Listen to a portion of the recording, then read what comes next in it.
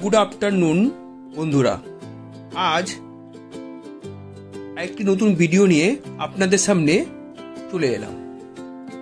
আজ আমি দমদম থেকে ভূতনাথ টেম্পল যাব।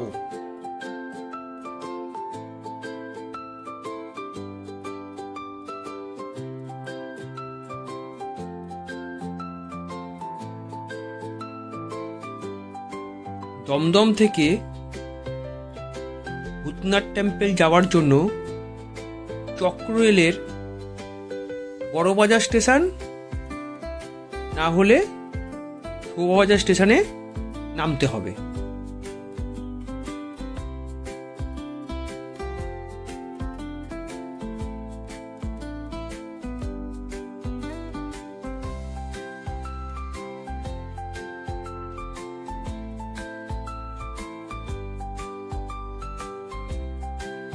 আমরা শোভাবাজার স্টেশনে নামলাম।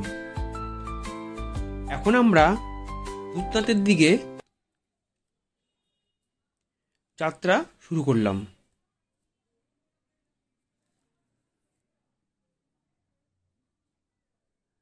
শোভাবাজার স্টেশন থেকে ভূতনাথ যেতে মোটামুটি 5 থেকে 7 মিনিট পায়ে হেঁটে সময় লাগে।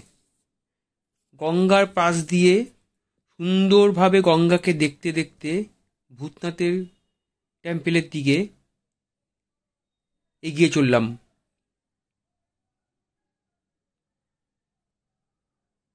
পড়ন্ত বিকেলে ভূতনাথ যাচ্ছি, সাথে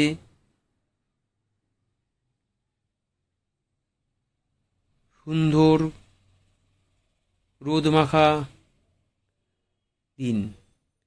হাওড়া থেকে আসলে আমরা লঞ্চে করে শোভাবাজার ঘাটে নামতে হবে।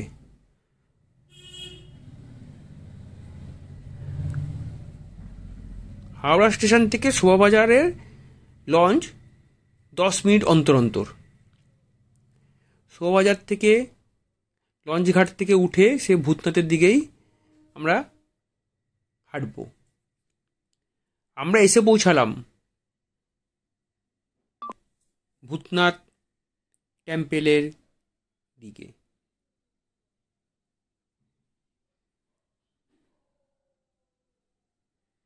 চারিদিক সুন্দরভাবে সাজানো এবং লোকে লোকারণ্য ভূতনাথ বাবার মন্দির।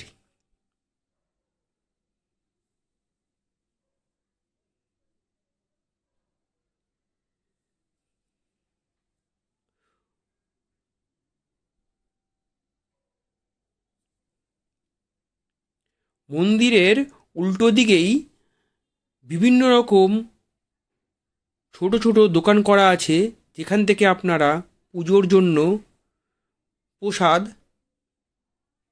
কিনতে পারবেন।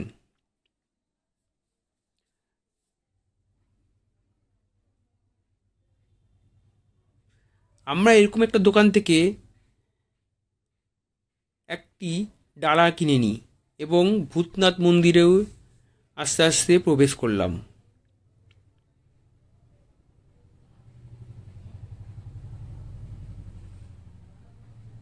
ভূতনাথ মন্দির, বাবার মন্দির খুব সুন্দরভাবে পরিষ্কার পরিচ্ছন্নভাবে সাজানো, দেখলে মন ভরে যায়।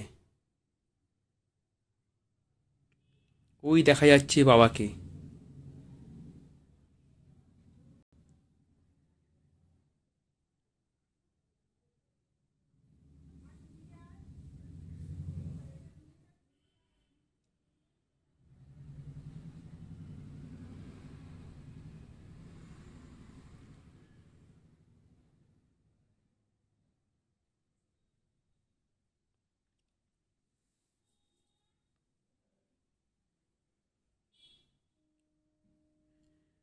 মন্দিরের বাইরে থেকে আরতি করতে হবে, মন্দিরের ভেতরে আরতি করা নিষেধ।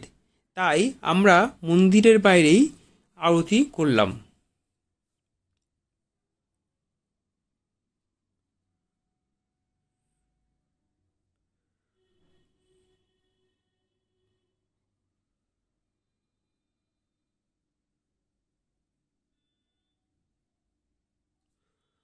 কথিত আছে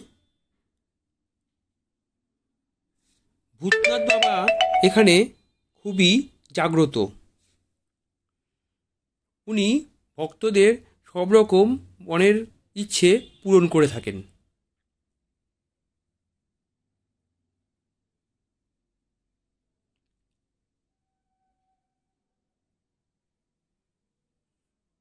দূর দূরান্ত থেকে প্রচুর ভক্ত প্রতিদিন বাবাকে পুজো দিতে ভূতনাথ মন্দিরে আসেন।